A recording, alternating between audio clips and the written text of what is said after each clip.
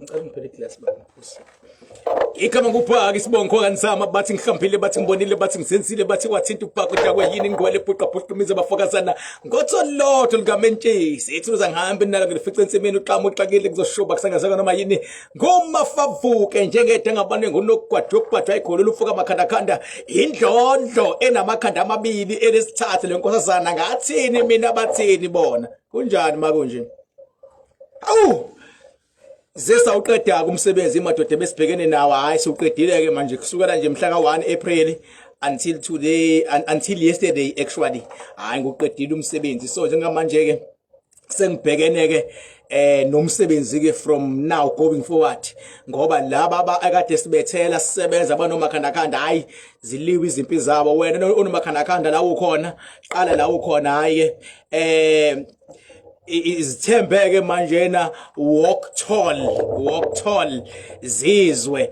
ngoba impela ayikusetshenziswe yonke into beyimpumelele awukho kumsebenzi owenziwa masuqedwa ngelanga waka spiritual ayikho lento ungadlali nje abantu bekubhedela bethi khonto yenze yaphela ngelanga khohlwa baba phela ukulawula izidalwa idala phela ziyona insango yabo zisuke zinama challenges amaningi and nabathakatha abasuke belana izidalwa zakho basuke kade bayiqala beyikhomba kuwena lempi so ayikho nje into ukuthi ngosuku sekuthiwa kunqotshiwe ayikho lonto kuyasetshenzwa iviki liyaphela kusetshenzwa insebenzo inyanga iyaphela kodwa ngeke ngibona abantu abaningi ukuthi abazi abantu abaningi bayadidisa umuntu usuke nje ene business concept bese ethi hayi ngizokunqobela namhlanje inkonzo yokuguqa namhlanje inkonzo yokuphakama phambi kwakusasa inkonzo yabadala ubotha hayi lo muntu uyishayela iconcept nje ayikho lento ayisho into engekho leyo baba kuyasetshenzwa la awukwazi last week kade unenkonzo yezidalwa namlesonto so somewhere usunenkonzo yokuphakamisa hayi usukulambile uyifunela imali nje kubantu ngokuqhamuka ne concepts thizini kanti ke so unfortunately indaba ethinta ama spirit baba konto okudlala ungadlalele kuma spirit ke ngibabone into emnandi ukuthi bonke abantu abadlala kuma spirit baba bayophupha bonke ngoba abantu izidalwa zabo zinamandla mawudlala ngomuntu baba awudlali ngaye usuke udlala ngomuntu onezidalwa and idalwa ke baba ngisho zingadinwa kanjani umntwana wazo kodwa ngeke zimlahle ngifuna nje nikwazi nonke lana ikhona ingakho nje mina nginikelile ngavula izandla ngathi kubona bonke abantu abanomakhandakhanda ngiyawavula amasango ngiyayivula indlela ezebukhosini mawunomakhandakhanda nje unelungelo lokufika noma yinini uzohlala phansi nenkosi yakho Nenkosi yakho hlaleni phansi nje sibheke into yakho sibhekise phansi sibhekise phezulu ngoba angihloniphi wena kepha ngihlonipha lezi dalwa ezikwenze wagcina ufikile ezikwenze wagcina unomakhandakhanda nawe ongakabi nomakhandakhanda ngihlonipha lezi dalwa lezi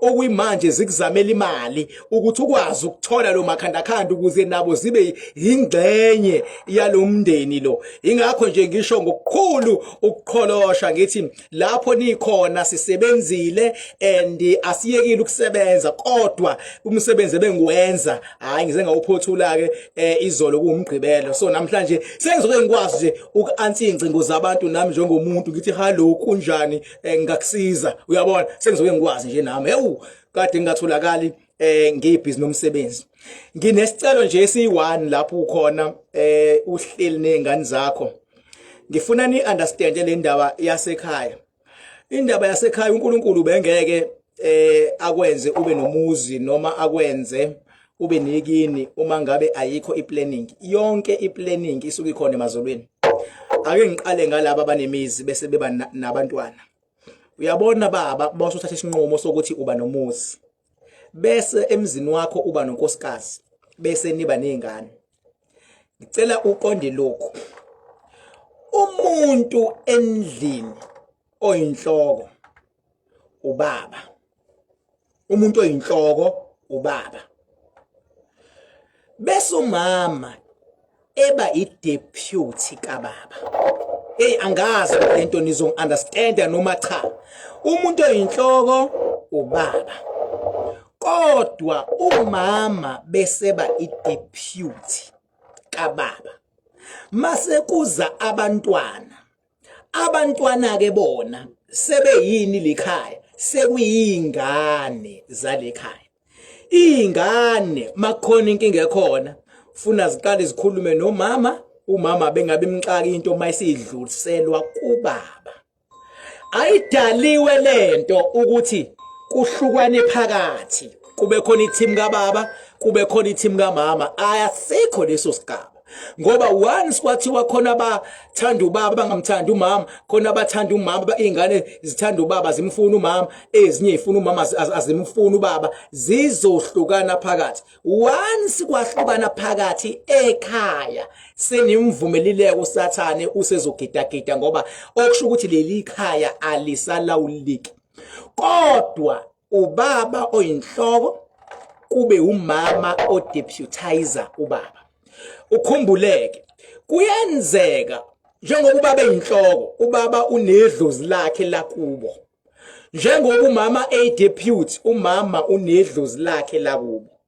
Kuyenzeka ukuthi kuleli khaya ubaba ayinhloko kulona, kodwa idlozi elinamandla kuleli khaya akulona elikababa nakuba, kodwa kuwumuzi kababa.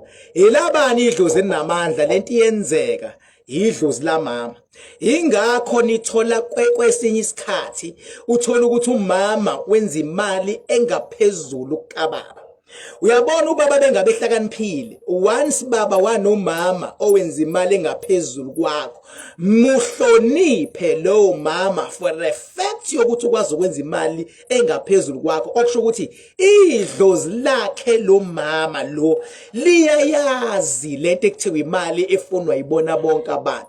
Musa baba ukufila likely umama bengabe enza imali engaphezulu kwakho, kodwa ifuna lokho ukubone njengenhlanhla ukuthi njengoba umama ekwazi ukwenza imali, kusho ukuthi idlozi la mama li positive ukuthi ngempela lo muza uye phambili singabukwa abantu. Ngokunjalo futhi njengoba umama kuyena owenza imali engaphezulu, kumele ubaba abe nendlela yani yokumhlonipha kakhulu lo mama, ngoba lo mama ukwazi ukwenza lento abantu abaningi abayifunayo, and ukwazi ukuyenza ithi xaxa kunobaba. Ukwazi ukuyenza ithi xaxa kunobaba. Okusho ukuthini? Ngiyawazi mina amakhaya okuthola ukuthi umama wenza imali ethe xaxa kunobaba, kugcine kuwumama owenzayo ofukula ubaba. Umama manje ozama ukufaka ubaba emsebenzini, ozama ukufaka ubaba kumathenda, ozama ukusiza ubaba. Okusho ukuthi idlozi eliphezulu mase kufuneka lento efunwayo idlozi lamama. Njengoba idlozi lamama liphezulu, ngiyakucela ke baba, ngiyacela baba, njengoba ukwazi ukwenza imali, ungalokothi baba umchithele lo mama, ngoba lo mama unamandla wokwazi ukwenza imali. Ngoba njengoba ukwazi ukwenza imali uzokwazi ukukufukula, kodwa beke wamchithela lo mama lo okwazi ukwenza imali eningi kuneyakho, imali eningi kuneyakho, ngeke savuma idlozi la mama ukuthi ufukulwe. Kuzogcina kunjani? Kuzogcina ubaba engawuthola umsebenzi noma ehola kancane noma enjeya. Muhloniphe umama, ungamkhulumi kambi kubantu bakini, ungamkhulumi kambi ehlobeni, bambisanana. Ngokunjalo futhi baba, noma wenza imali eningi umama ekusupporta, ungamchitheli ngoba wenza imali kodwa uyakusupporta. Ubambile umuzi, uyibambile ingane, uyasupport ikhaya, musu kumchithela, ngoba ukuze wena uye emsebenzini ushiya yena lendlini. Uyena obheke ikhaya, uyena o-understand ikhishi, u-understand amakamela ey'ngane. Muhloniphe lo mama. Nginitshela mina into engathi noma ngaqhamuka uNkulunkulu akuchazele, angakutshela yona. Into engayitshelwa uNkulunkulu hayi ukuthi ngiyempatha njengoba ngidedela le nkulumo engidedelayo, akuthi ngiyimpatha.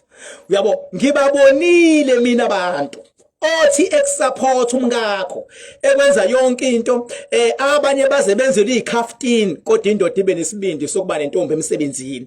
Mase ibheda izinto akathayimi ukuthi lo muntu okwazi ukungenzela ukudla mangabe sengibhizi ngichithela yena. Okusho ukuthi manje kwefana ukuthi ngiyazibulala ke manje ngoba ngichithela umuntu okwazi ukungifunza.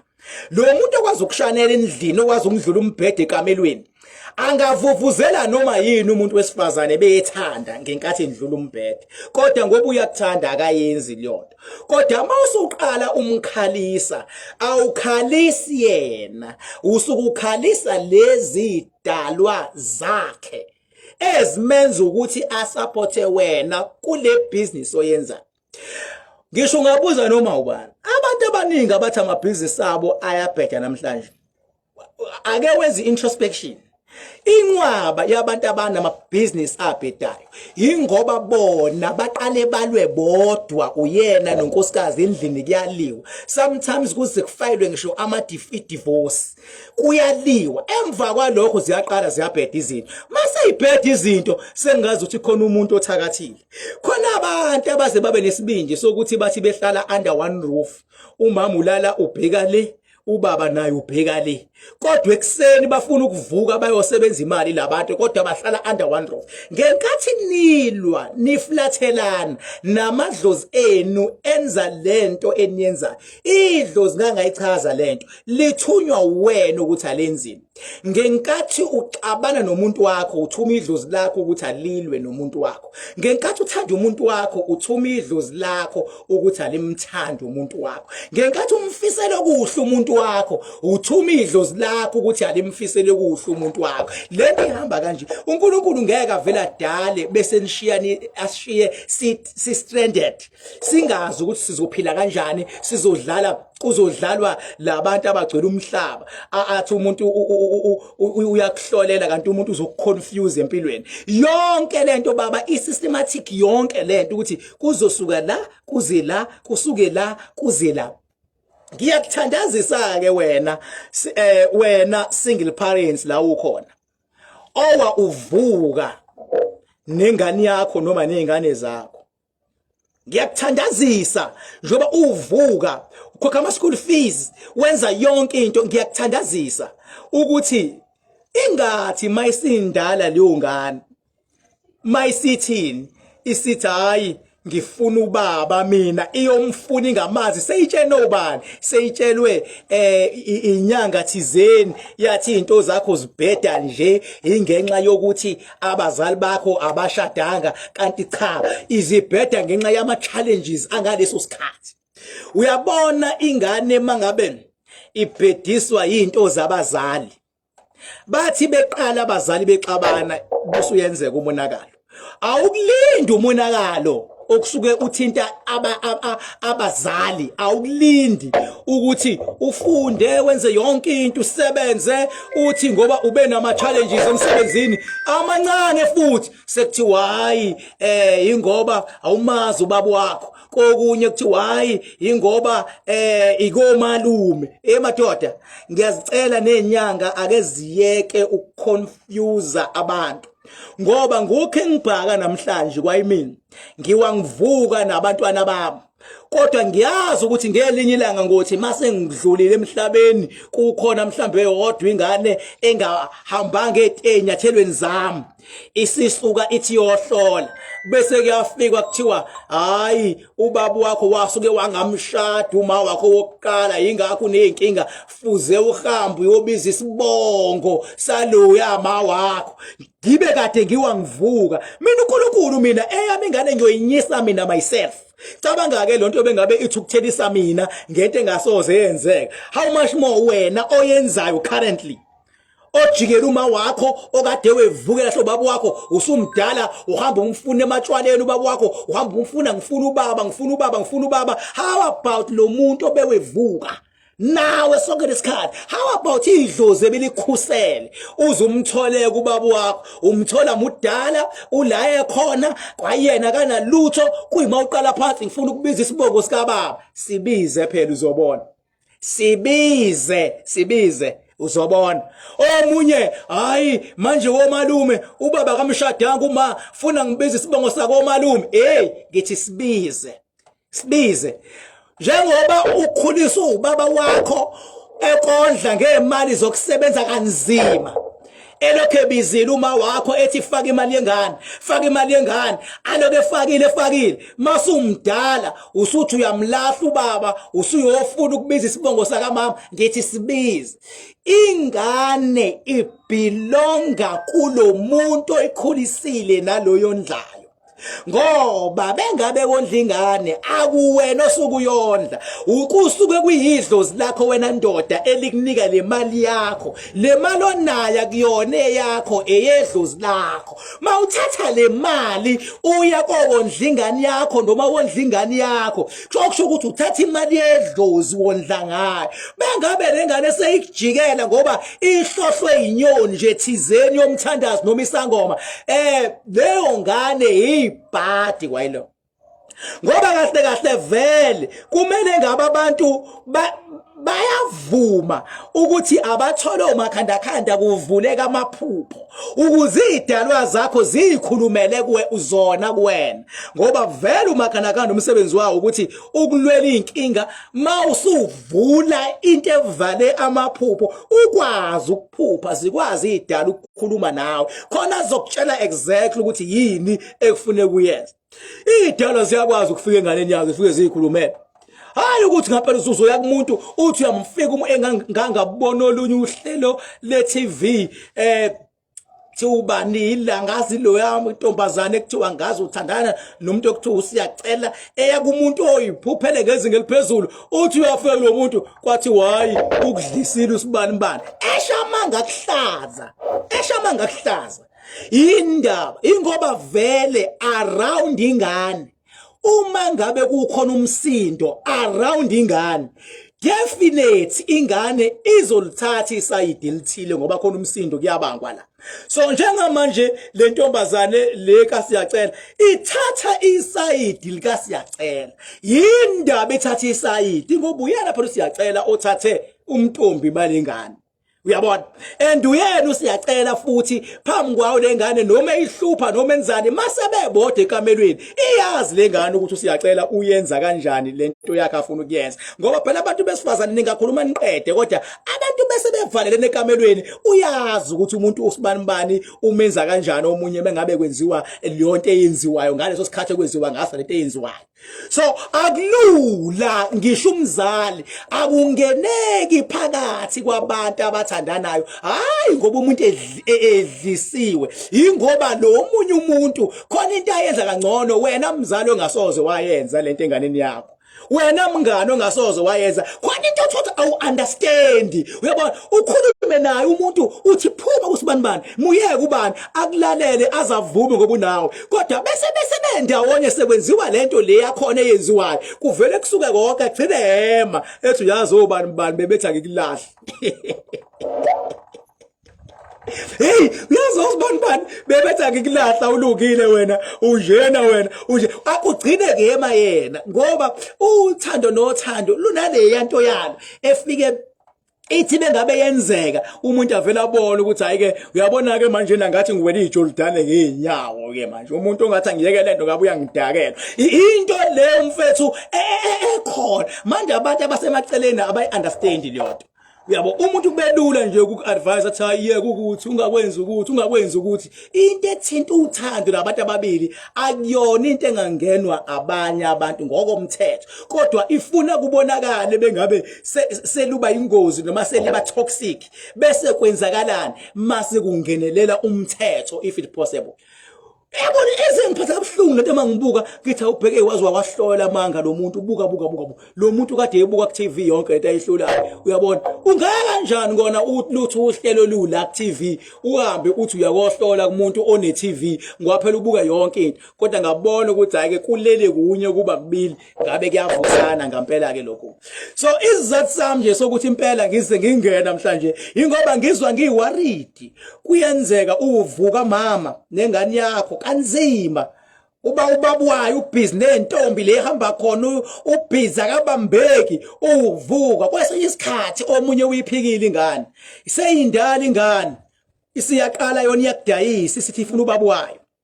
Uyabona besifuna ubabwayo kufuna iqala incenge wena mama, kube wena mama othi hayi ke mntanami ngizokutholela ke ubaba wakho. Ayingenzi ngendlela yayo ngoba bengenza by mistake ngendlela yayo umama engavumile, hayi izokhala enganeni.